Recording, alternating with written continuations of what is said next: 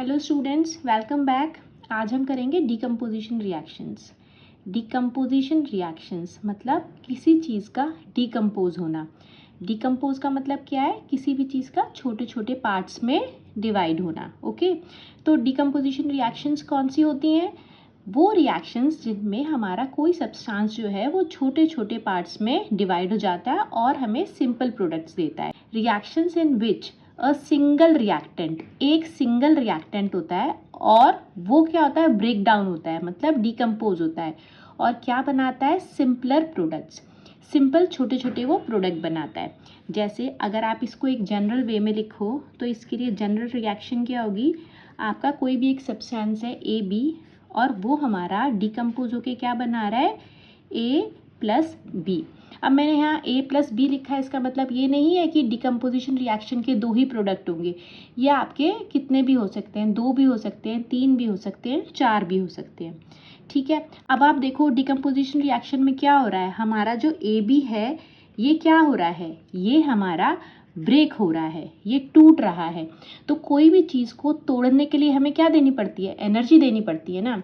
जैसे आपके पास में मान लो कोई एक अखरोट है, ठीक है, अगर आपको उसको खोलना है तो क्या वो रखा रखा अपने आप टूट जाएगा? नहीं, आपको उसे क्या देनी पड़ेगी? एनर्जी। तो जो डिकम्पोजिशन रिएक्शंस होती हैं ज़्यादातर हमें उन्हें क्या प्रोवाइड करनी पड़ती है? उन्हें हमें एनर्जी देनी पड़ती है। जब हम उनको एनर्जी देते हैं, उस एनर्जी को एब्जॉर्ब करके जो ये हमारा कंपाउंड है ब्रेक डाउन होता है और प्रोडक्ट्स फॉर्म होते हैं। तो वो जो रिएक्शंस होती हैं जिनमें एनर्जी एब्जॉर्ब होती है वो कौन सी होती हैं? Endothermic reactions. ठीक है, तो हमारी ज़्यादातर जो डिकम्पोजिशन रिएक्शंस हैं वो कैसी होती हैं? एंडोथर्मिक इन नेचर होती हैं। क्यों? क्योंकि हमें इन्हें एनर्जी प्रोवाइड करनी पड़ रही है। ठीक है, अब ये जो हम इन्हें एनर्जी प्रोवाइड कर रहे हैं, टूटने के लिए जो हम एनर्जी प्रोवाइड कर रहे हैं, ये हमारी इन फॉर्म ऑफ हीट भी हो सकती है कि हम इसको हीट करें और ये डिकम्पोज हो जाए। इन फॉर्म ऑफ लाइट भी हो सकती है कि हम इसको लाइट दें और फिर ये डिकम्पोज हो जाए। और in form of electrical energy भी हो सकती है। ठीक है, कि हम इसमें से करंट पास करें और फिर ये डिकम्पोज हो जाए। तो क्या है देखो, the decomposition reactions require either मतलब कोई एक चाहिए, या तो हीट चाहिए या लाइट चाहिए या इलेक्ट्रिसिटी चाहिए, ताकि हमारा जो रिएक्टेंट है ये ब्रेक डाउन हो जाए। ठीक है, अब ये जो डिकम्पोजिशन रिएक्शंस है इनका ही हमने एक ऑपोजिट भी पढ़ा है। वो कौन सी होती हैं? Combination reactions. कॉम्बिनेशन रिएक्शंस में क्या होता है? दो या दो से ज़्यादा सब्सटेंसेस मिलके हमारा एक सिंगल प्रोडक्ट बनाते हैं।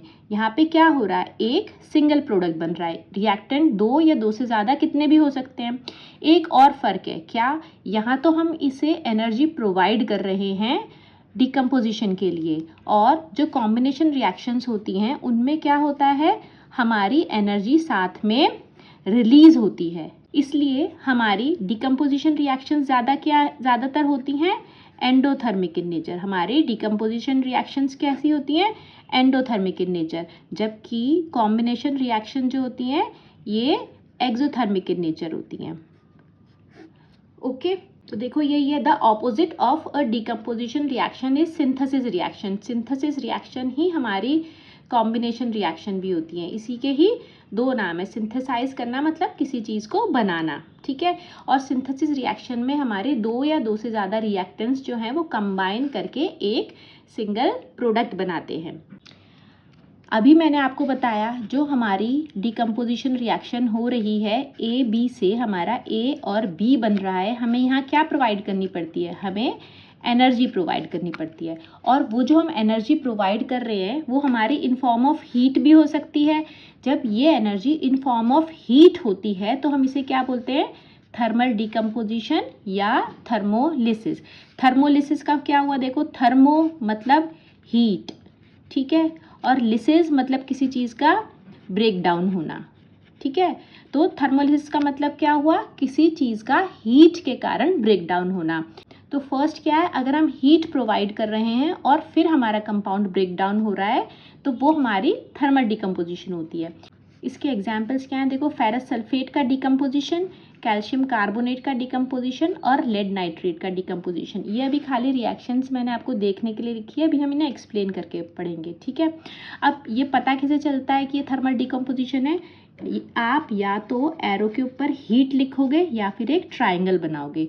जो ट्राइंगल होता है इसका मतलब होता है हीट, तो हम यहाँ पे फेरस सल्फेट को हीट प्रोवाइड कर रहे हैं और ये डिकम्पोज हो रहा है हमारा, ठीक है, फेरिक ऑक्साइड, सल्फर डाइऑक्साइड और सल्फर ट्राइऑक्साइड में। सिमिलरली कैल्शियम कार्बोनेट भी थर्मल डिकम्पोजिशन होने के बाद में कैल्शियम ऑक्साइड और कार्बन डाइऑक्साइड बनाता है। और लेड नाइट्रेट जो है ये भी एक एग्जाम्पल है थर्मल डिकम्पोजिशन का। सेकंड होता है अगर हम एनर्जी दे रहे हैं इन फॉर्म ऑफ लाइट, ठीक है, हम लाइट दे रहे हैं तब भी हमारा कोई सब्सटेंस जो है अगर ब्रेक डाउन होता है तो उसको हम बोलते हैं फोटो डिकम्पोजिशन या फोटोलिसिस। फोटोलिसिस मतलब लाइट की प्रेजेंस में ब्रेक डाउन होना, ये क्या हुआ, फोटोलिसिस, ठीक है। तो इसका एग्जाम्पल क्या है आपका, सिल्वर क्लोराइड जो है अगर इसके ऊपर सनलाइट पड़ती है, ठीक है, तो ये हमारा डिकम्पोज हो जाता है सिल्वर और क्लोरीन गैस में। तो ये हमारा किसका एग्जाम्पल है, फोटोलिसिस का। थर्ड क्या है, इलेक्ट्रोलिटिक डिकम्पोजिशन या इलेक्ट्रोलिसिस। यहाँ क्या है, हम इलेक्ट्रिक करंट पास कर रहे हैं और हमारा कंपाउंड ब्रेक डाउन हो रहा है। इसका एग्जाम्पल क्या है, इलेक्ट्रोलिसिस ऑफ वाटर। यहाँ हम वाटर में से करंट पास करते हैं तो क्या फॉर्म होता है, हाइड्रोजन गैस और ऑक्सीजन गैस। तो ये तीन तरीके के हमारे डिकम्पोजिशन रिएक्शंस हैं based on the energy which we are providing for decomposition. अब हम इन्हें थोड़ा एक्सप्लेन करके पढ़ते हैं। फर्स्ट एग्जाम्पल और एक्टिविटी जो आपकी बुक में दी गई है वो क्या है, thermal decomposition of ferrous sulphate. इस एक्टिविटी में क्या है, हमने एक टेस्ट ट्यूब लिया है और उस टेस्ट ट्यूब में हमने क्या डाला है, फेरस सल्फेट।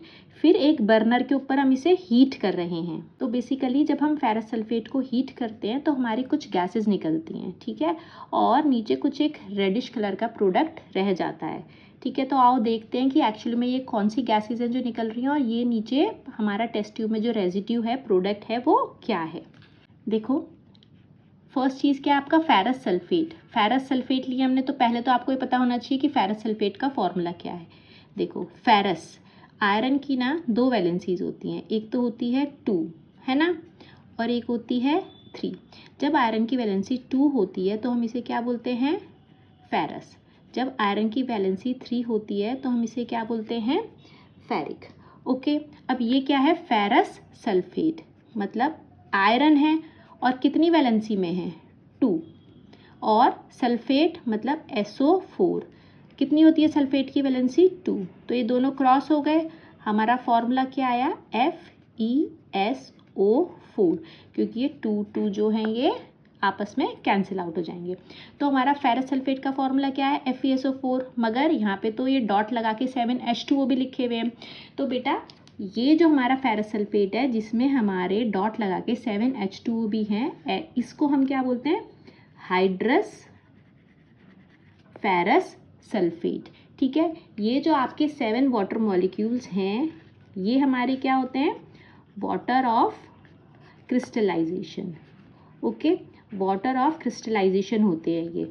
और ये हमारे वाटर मॉलिक्यूल्स होते हैं जो किसी भी कंपाउंड के क्रिस्टल स्ट्रक्चर का ही पार्ट होते हैं। जब हमारा क्रिस्टल्स फॉर्म होते हैं तो ये क्रिस्टल स्ट्रक्चर का ही पार्ट बन जाते हैं। वाटर ऑफ क्रिस्टलाइजेशन क्या होता है, वाटर ऑफ क्रिस्टलाइजेशन होता है water molecules which are chemically bonded to the crystal structure, ठीक है। जो हमारा कोई भी कंपाउंड है उसका जो क्रिस्टल स्ट्रक्चर होता है उसके बीच में ये जो वाटर मॉलिक्यूल्स हैं ट्रैप्ड होते हैं, और ये बहुत सारे कंपाउंड्स में होते हैं। जैसे कॉपर सल्फेट है, इसमें 5 वाटर मॉलिक्यूल्स है, 5 वाटर ऑफ क्रिस्टलाइजेशन है। ऐसे ही वॉशिंग सोडा होता है, इसमें क्या होते हैं, 10 वाटर ऑफ क्रिस्टलाइजेशन है। और जिप्सम, इसमें 2 वाटर ऑफ क्रिस्टलाइजेशन है। बेटा ये आप एक्सप्लेन करके पढ़ोगे अपना next chapter acid basis and salt में, ठीक है। तो ये जो हमारा हाइड्रस फेरस सल्फेट होता है इसका कलर क्या होता है, इसका कलर होता है हमारा ग्रीन, ठीक है। ये जो वाटर मॉलिक्यूल्स होते हैं उनके कारण जो फेरस सल्फेट है हमारा हाइड्रस, उसका कलर क्या होता है, ग्रीन। जब हम इसको हीट करते हैं तो ये वाटर मॉलिक्यूल्स जो है ये क्या हो जाते हैं, इवेपोरेट हो जाते हैं। और जब ये इवेपोरेट हो जाते हैं तो इनका कलर जो है क्या हो जाता है, ग्रीन से ये वाइट कलर के हो जाते हैं, क्या होता है, ये ग्रीन से वाइट कलर के हो जाते हैं।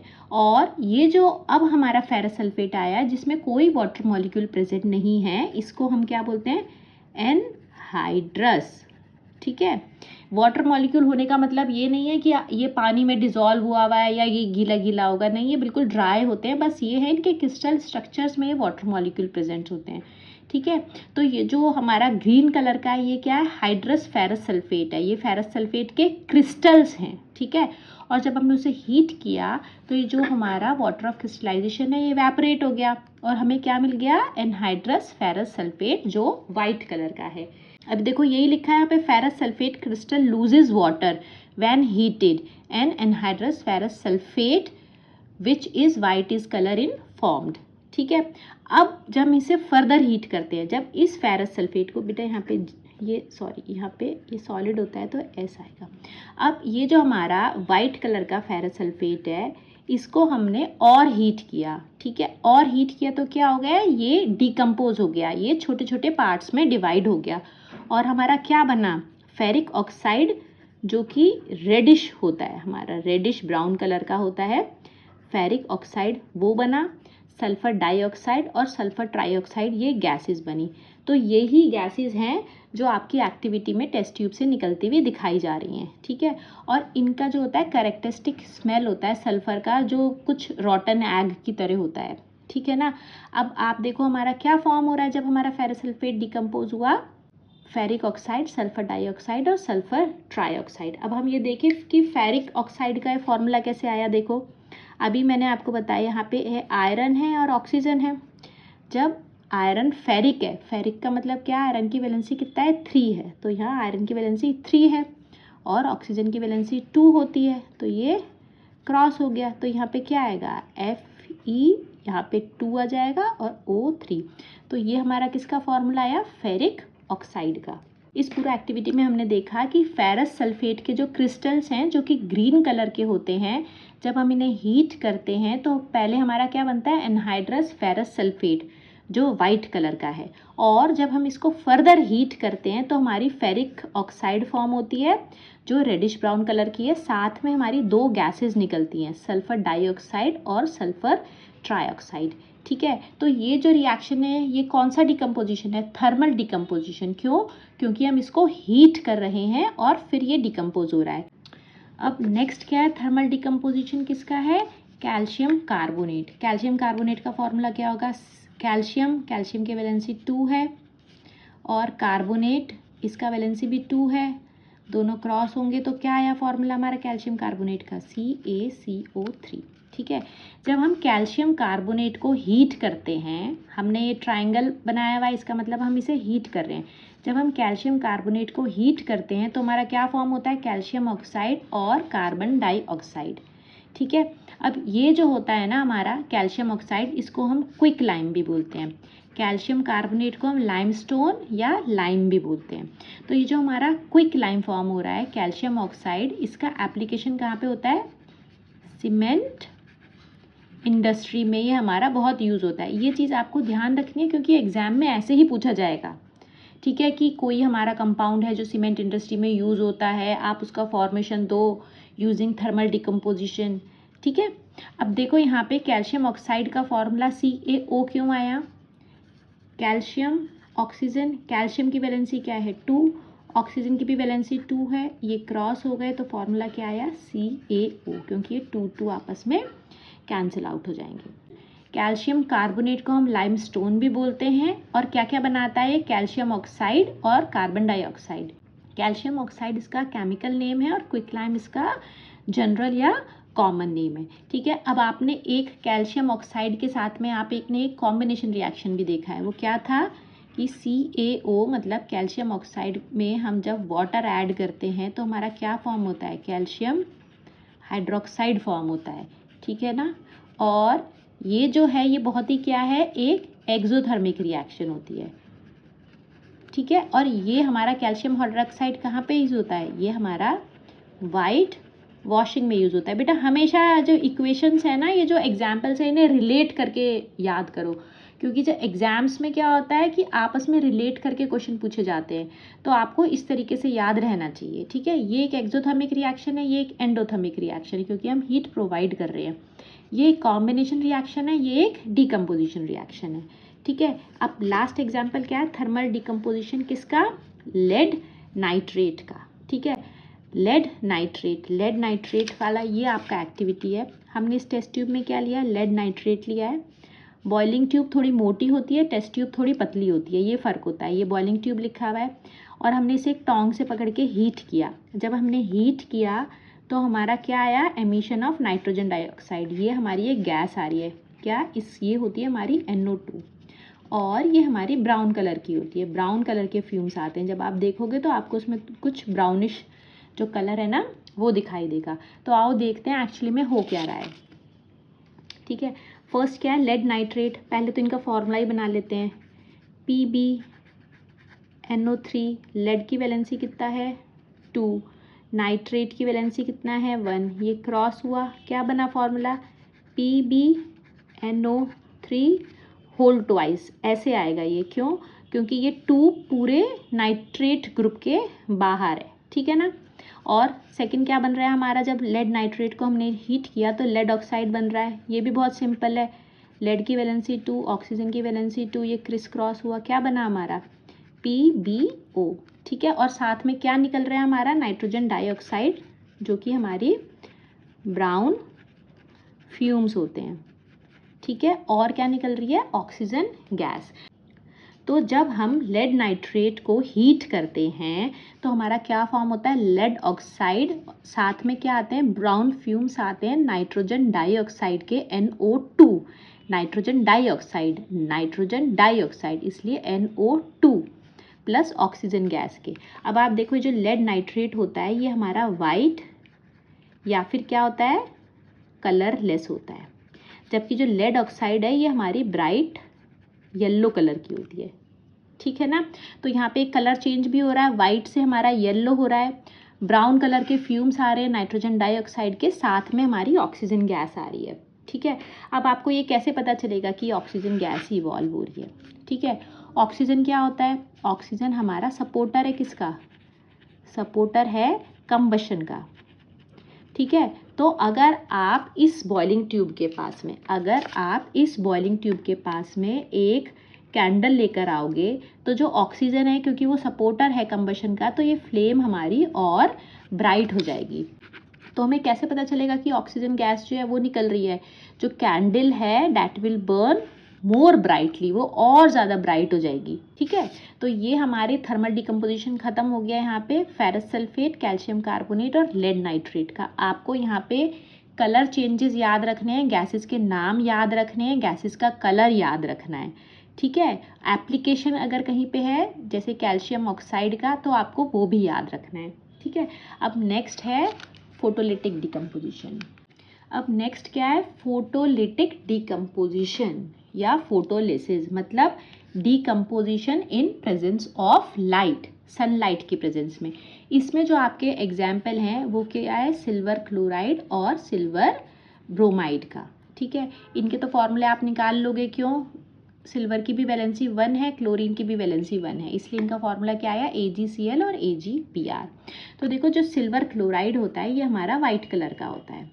अगर हम इसको एक चाइना डिश में लेके कहाँ रखें, सनलाइट, देखो ये क्या है, चाइना डिश है। ठीक है, चाइना डिश मतलब एक कटोरी टाइप होती है वाइट कलर की। ठीक है, उसमें हमने क्या लिया, सिल्वर क्लोराइड लिया और हमने सनलाइट में रखा, तो इस पर सनलाइट आ रही है। तो होता क्या है, जो सिल्वर क्लोराइड है जो कि वाइट कलर का है, ये चेंज हो जाता है, कुछ ग्रे कलर का हमारा कंपाउंड बन जाता है। ठीक है, ये जो ग्रे कंपाउंड है क्या है, सिल्वर मेटल, सिल्वर हमारा ग्रे कलर का होता है, और साथ में हमारी क्लोरीन गैस जो है उसके वेपर्स जो है वो निकलते हैं। तो डिकम्पोजिशन रिएक्शन में क्या हो रहा है, जब सिल्वर क्लोराइड है उसको हम एनर्जी प्रोवाइड कर रहे हैं इन फॉर्म ऑफ सनलाइट। ये भी क्या है, एक एंडोथर्मिक रिएक्शन हुई ना। अगर हम उसको सनलाइट नहीं देंगे तो ये डिकम्पोज नहीं होगी, जब तक हम इसे सनलाइट नहीं देंगे जब तक सिल्वर क्लोराइड डिकम्पोज नहीं होगा। ठीक है, तो सिल्वर क्लोराइड को हमने energy the in form of sunlight, तो हमारा क्या फॉर्म हो गया, सिल्वर, ठीक है, प्लस क्लोरीन गैस। तो सिल्वर मेटल जो होता है वो ग्रे कलर का होता है, ठीक है, और ये क्या है, वाइट, ठीक है। तो यहाँ पे भी आपका एक कलर चेंज आ रहा है। सेम रिएक्शन हमारा सिल्वर ब्रोमाइड भी शो करता है। यहाँ पे भी हमने क्या लिया, सिल्वर ब्रोमाइड लिया, हमारा क्या फॉर्म हो रहा है, सिल्वर मेटल और ब्रोमीन गैस। ये दोनों ही रिएक्शन कैसी हैं, एंडोथर्मिक है, और दोनों में ही डिकम्पोजिशन क्यों हो रही है, जो रिएक्शन है ये क्यों हो रही है, क्योंकि ये एनर्जी एब्जॉर्ब कर रहे हैं इन फॉर्म ऑफ सनलाइट। यहाँ एक बहुत ही इंपॉर्टेंट पॉइंट है जो आपको याद रखना है, वो क्या है कि ये वाली जो रिएक्शंस हैं इनका जो एप्लीकेशन है वो कहाँ पे यूज़ होता है, वो यूज़ होता है ब्लैक एंड वाइट फोटोग्राफी में। तो एग्ज़ाम में जो है ऐसे ही पूछा जाता है कि कोई कंपाउंड है जो आपका ब्लैक एंड वाइट फोटोग्राफी में यूज़ हो रहा है, हमने उसे सनलाइट में रखा, तो राइट डाउन द इक्वेशन, ऐसे ही करके पूछा जाता है। यहाँ एक और बहुत इंपॉर्टेंट पॉइंट है जो आपको पता होना चाहिए। हम आपने क्या चीज़ देखी कि जो हमारे सिल्वर कंपाउंड्स हैं इनको अगर हम सनलाइट में रखते हैं तो ये डिकम्पोज हो जाते हैं, ठीक है, मतलब अगर इन पे लाइट पड़ेगी तो डिकम्पोज हो जाएंगे। इसलिए हमेशा जो सिल्वर कंपाउंड्स होते हैं इनको क्या किया जाता है, एक डार्क कलर की बॉटल में क्या किया जाता है, स्टोर किया जाता है, ब्राउन कलर की, ताकि उसमें से सनलाइट जो है वो एंट्री ना करे। अगर सनलाइट एंट्री नहीं करेगी तो वो डिकम्पोज भी नहीं होंगे। तो ठीक है, कई बार ये क्वेश्चन आता है, why silver compounds are stored in dark colour bottle. तो आप क्या लिखोगे, they are stored in dark colour bottle to prevent the entry of light and hence prevent decomposition, ठीक है। तो यहाँ हमारा फिनिश होता है फोटो डिकम्पोजिशन भी। होपफुली आपको ये बिल्कुल क्लियर हो गया होगा। हमारा वाइट कलर का जो सिल्वर क्लोराइड है वो ग्रे कलर के सिल्वर मेटल और क्लोरीन गैस में डिकम्पोज होता है इन प्रेजेंस ऑफ सनलाइट, ठीक है। सिल्वर ब्रोमाइड भी ऐसा ही रिएक्शन शो करता है। इन दोनों का एप्लीकेशन कहाँ है, ब्लैक एंड वाइट फोटोग्राफी में। और यहाँ सोर्स ऑफ डिकम्पोजिशन क्या है, सनलाइट, ठीक है, एनर्जी फ्रॉम सनलाइट। अब लास्ट है हमारा इलेक्ट्रोलिटिक डिकम्पोजिशन। लास्ट है हमारा इलेक्ट्रोलिटिक डिकम्पोजिशन और इलेक्ट्रोलिसिस। ये नाम से ही पता चल रहा है, इलेक्ट्रोलिसिस, इलेक्ट्रो मतलब इलेक्ट्रिसिटी और लिसिस मतलब ब्रेक डाउन होना। तो break down in presence of electric current. तो ये क्या है, देखो, electrolysis is a process in which an electric current, हम क्या करते हैं, an electric current is passed through the solution. हम यहाँ किस में से पास कर रहे हैं, वाटर में से, ठीक है, causing a chemical reaction to occur. जब हम किसी सोल्यूशन में से इलेक्ट्रिक करंट पास करते हैं तो एक रिएक्शन होती है, और यहाँ वो कौन सी रिएक्शन हो रही है, डिकम्पोजिशन रिएक्शन, ठीक है। क्योंकि ये वाटर का इलेक्ट्रोलिसिस है तो क्या होगा, जब हम वाटर में से इलेक्ट्रिक करंट पास करेंगे तो वाटर मॉलिक्यूल है वो ब्रेक डाउन होकर क्या बना रहा है, हाइड्रोजन गैस और ऑक्सीजन गैस, ठीक है। ये जो रिएक्शन है यहाँ पे हो रही है कैसी है, हमारी इलेक्ट्रोकेमिकल डिकम्पोजिशन। क्या हो रहा है यहाँ पे, जब हम इलेक्ट्रिक करंट उसमें से पास कर रहे हैं तो यहाँ पे क्या हो रहा है, डिकम्पोजिशन हो रहा है। और ऐसी डिकम्पोजिशन रिएक्शन को जो इलेक्ट्रिक करंट पास करने के कारण होती है, ये होती है इलेक्ट्रोलिटिक डिकम्पोजिशन। हम इसे इलेक्ट्रोलिसिस भी बोलते हैं। अब जब आपने एक्टिविटी करी होगी तो आपने एक्टिविटी में क्या देखा है, ये हमारी दो इलेक्ट्रोड्स हैं, ठीक है, ये दो इलेक्ट्रोड्स हैं। हमने इसमें क्या ऐड किया हुआ है, ये वाटर, और वाटर में हमने थोड़ा सा डाइल्यूट सल्फ्यूरिक एसिड भी ऐड किया है। सल्फ्यूरिक एसिड का फॉर्मूला क्या होता है, H2SO4।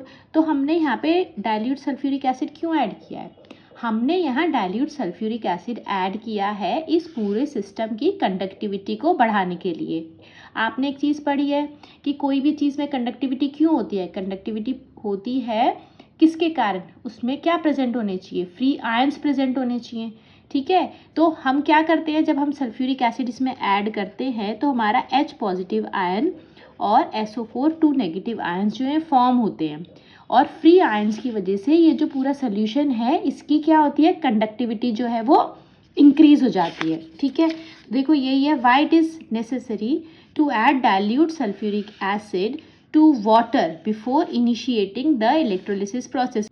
इनिशिएटिंग का मतलब क्या होता है, स्टार्टिंग, मतलब जब हम इलेक्ट्रोलिसिस का प्रोसेस स्टार्ट करते हैं उससे पहले हम डाइल्यूट सल्फ्यूरिक एसिड क्यों ऐड कर रहे हैं, हम क्यों ऐड करते हैं, क्योंकि सल्फ्यूरिक एसिड डिसोसिएट होता है। डिसोसिएट का मतलब ब्रेक डाउन होना। ये क्या कर रहा है, ये H पॉजिटिव आयन और सल्फेट आयन में क्या हो रहा है, डिसोसिएट हो रहा है, और क्या फॉर्म होता है हमारा ये H positive ion, hydrogen ions और सल्फेट आयंस, ठीक है। ये दोनों फॉर्म्स होते हैं। और जब ये दोनों फॉर्म होते हैं then these ion increase the conductivity of water. अब हमें ये पता है कि कोई भी चीज़ कब कंडक्टिव होती है, जब उसमें आयंस प्रेजेंट होते हैं या फिर इलेक्ट्रॉन्स प्रेजेंट होते हैं, ठीक है ना। बट यहाँ जो एक सोल्यूशन की बात हो रही है तो हम आयंस को देखेंगे। जब इसमें आयंस इंक्रीज होंगे तो हमारी इलेक्ट्रिक करंट जो है उसकी कंडक्टिविटी भी इंक्रीज होगी। तो क्या होता है, these ion increase the conductivity of water along the electric current to flow more efficiently, और अच्छे से इलेक्ट्रिक करंट जो है वो फ्लो होता है and promoting the decomposition of water molecules into hydrogen and oxygen gases। ठीक है, तो डाइल्यूट सल्फ्यूरिक एसिड हम क्यों ऐड कर रहे हैं, ताकि हमारा जो पूरा सिस्टम है इसकी कंडक्टिविटी जो है वो इंक्रीज हो जाए। ठीक है, अब आप देखो इसमें होता क्या है। अब हमने ये देख लिया कि हमने डाइल्यूट सल्फ्यूरिक एसिड क्यों ऐड किया है। ठीक है, अब आप देखो जब हमने ये दो इलेक्ट्रोड्स को ये बैटरी से अटैच किया और इसमें से इलेक्ट्रिक करंट पास किया, तो हम क्या देखते हैं कि पहले तो ये दोनों टेस्ट ट्यूब भरी हुई होती है, मगर दोनों जो इलेक्ट्रोड्स हैं यहाँ पे क्या फॉर्म होते हैं, बबल्स फॉर्म होते हैं। ठीक है, और बबल्स फॉर्म हो रहे हैं इसका मतलब गैसेस फॉर्म हो रही हैं। ठीक है, जब ये बबल्स फॉर्म होते हैं तो गैसेस के फॉर्म होते हैं, तो ये जो गैस फॉर्म हो रही है ये वाटर को क्या करती चली जाती है, डिस्प्लेस करती चली जाती है। तो देखो ये वाला जो टेस्ट ट्यूब है इसमें जो है वाटर डिस्प्लेस्ड क्या है, कम है, और इस वाली टेस्ट ट्यूब में वाटर डिस्प्लेस्ड जो है वो ज़्यादा है। ठीक है, तो ये क्या लिखा है, during the electrolysis the volume of gas collected in one of the test tube is approximately double the volume of gas collected in the other test tube. तो ये जो है इस वाली टेस्ट ट्यूब में जो गैस है वो डबल है। ठीक है, और इस वाली टेस्ट ट्यूब में जो गैस है वो इससे हाफ है। ऐसा क्यों, क्या आप बता सकते हो कि ऐसा क्यों हो रहा है, और कौन सी गैस है जो वो हाफ है। ठीक है, देखो होता क्या है, जब इलेक्ट्रोलिसिस होता है तो वाटर मॉलिक्यूल जो है वो हमारा ब्रेक हो जाता है। जब हमने इसमें इलेक्ट्रिक करंट पास किया तो ये जो वाटर मॉलिक्यूल है ये ब्रेक हो गया, डिकम्पोज हो गया, और हमारा क्या फॉर्म हुआ, हाइड्रोजन गैस, ठीक है, और ऑक्सीजन गैस। और आपको यहाँ से क्या पता चल रहा है, देखो ये हमारा बैलेंस्ड केमिकल इक्वेशन है। तो जो ये बैलेंस्ड केमिकल इक्वेशन जब आप लिखोगे तो आप इसमें देखो कि हमारा H2 गैस से पहले क्या लिखा हुआ है, 2, और O2 से पहले कुछ नहीं है, इसका मतलब यहाँ क्या है, 1 है। तो इससे हमें क्या पता चल रहा है, यहाँ पे क्या देखो, हाइड्रोजन गैस का और ऑक्सीजन गैस का रेशियो क्या है, 2:1।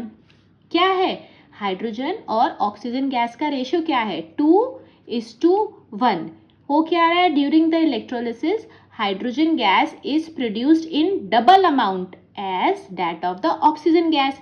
उस वजह से क्या होता है कि ये वाली जो टेस्ट ट्यूब है देखो जिसमें हाइड्रोजन गैस है, इसमें ज़्यादा वाटर क्या हो गया है, डिस्प्लेस हो गया है। हाइड्रोजन की जो क्वांटिटी है वो डबल है एज कंपेयर टू ऑक्सीजन। क्यों, क्योंकि जब हमारा इलेक्ट्रोलिसिस में वाटर मॉलिक्यूल ब्रेक होता है तो हमारी अमाउंट ऑफ हाइड्रोजन गैस जो है वो डबल होती है as compare to oxygen gas. और ये हमें कहाँ से पता चल रहा है, ये हमें उसकी जो एक बैलेंस्ड केमिकल इक्वेशन है हमें उससे ये चीज़ पता चल रही है। This results in larger volume of hydrogen gas. इस वजह से हमारा जो हाइड्रोजन गैस का वॉल्यूम है वो ज़्यादा आता है as compare to the oxygen gas. अब एक और क्वेश्चन आता है कि अगर आप एक बर्निंग कैंडल जो है, अब आपने जो दोनों टेस्ट ट्यूब है इन्हें यहाँ से निकाल लिया, ठीक है, और निकालने के बाद में अगर आप इनके पास में एक बर्निंग कैंडल लाते हो, अगर आप एक बर्निंग कैंडल लेके आते हो mouth of the test tube के पास में, तो क्या होगा। देखो अब हाइड्रोजन क्या होता है, हाइड्रोजन जो होता है ये एक फ्यूल होता है, ये फ्लेमेबल गैस होती है, ठीक है, और ऑक्सीजन जो होती है वो एज सच खुद नहीं जलती है, बस ये एक सपोर्टर होता है कंबशन का, ठीक है। तो अगर आप ऑक्सीजन वाली जो टेस्ट ट्यूब है इसके पास में कैंडल लाओगे तो ये कैंडल जो है और अच्छे से ब्राइटली बर्न करेगी, ठीक है, इसकी जो फ्लेम है ना वो और ग्लो करेगी, क्योंकि ये एक सपोर्टर है कंबशन का। जबकि हाइड्रोजन क्या होता है, हाइड्रोजन एक फ्यूल है, ये एक फ्लेमेबल गैस है, ठीक है। जब आप इसके पास में एक कैंडल या मैस्टिक लेके आओगे तो आपको एक पॉप की आवाज़ आएगी, एक छोटे से एक्सप्लोजन की आवाज़ आएगी। क्यों, क्योंकि खुद भी ये एक फ्यूल है। तो आप इसे लिखोगे कैसे, the hydrogen filled test tube will produce a popping sound. कैसी साउंड आएगी, popping sound. Indicating the presence of hydrogen gas which is flammable. सबसे मेन चीज़ क्या है यहाँ पे कि जो हाइड्रोजन गैस जो होती है ना ये फ्लेमेबल होती है, ठीक है। तो जब हम इसके पास में एक मैच स्टिक या कैंडल को लाएंगे तो पॉपिंग साउंड आएगी, ओके। और the oxygen filled test tube will cause the candle to burn more brightly. यही मैंने बताया ना, क्या होगा, जो कैंडल है वो और ब्राइट फ्लेम के साथ में जलेगी। क्यों? क्योंकि जो हमारा ऑक्सीजन होता है ये सपोर्टर होता है कंबशन का, ये खुद फ्लेमेबल नहीं होता है, ठीक है, ये खुद नहीं जलता है, ये कोई चीज़ जल रही है तो उसको सपोर्ट करता है, ओके। तो अब यहाँ से आपके क्या क्वेश्चंस आते हैं, यहाँ से आपका यही क्वेश्चन आता है कि एक तो ये क्वेश्चन आ सकता है कि हम डाइल्यूट सल्फ्यूरिक एसिड क्यों ऐड करते हैं, ठीक है, हर साल नए क्वेश्चंस आते हैं। तो एक क्वेश्चन यहाँ से ये बनता है why we are adding dilute sulphuric acid. एक क्वेश्चन ये भी आता है कि हाइड्रोजन गैस जो है वो डबल क्यों है। और ये भी आ सकता है कि आपको एक इक्वेशन दे दे और फिर पूछे कि जो है कौन सी गैस जो है डबल है, तो कैसे भी घुमा फिरा के क्वेश्चन जो है वो पूछा जाता है। और ये भी पूछा जाता है कि आपको कैसे पता चलेगा कि ये ऑक्सीजन गैस है और ये हाइड्रोजन गैस है। तो आप इसमें क्या लिखोगे, इसमें आप ये लिखोगे कि हाइड्रोजन फिल्ड जो टेस्ट ट्यूब है वो एक पॉपिंग साउंड प्रोड्यूस करेगी, जबकि ऑक्सीजन फिल्ड जो टेस्ट ट्यूब है ये एक और ज़्यादा ब्राइट फ्लेम के साथ में जलेगी। तो बच्चों यहीं पे हमारा टॉपिक ख़त्म होता है डीकम्पोजिशन रिएक्शंस का। मैंने सारे एग्जाम्पल्स और सब क्वेश्चंस जो हैं वो कंबाइन करने की कोशिश करी है। अगर अब हम नेक्स्ट क्लास में मिलेंगे डिस्प्लेसमेंट रिएक्शंस के साथ में।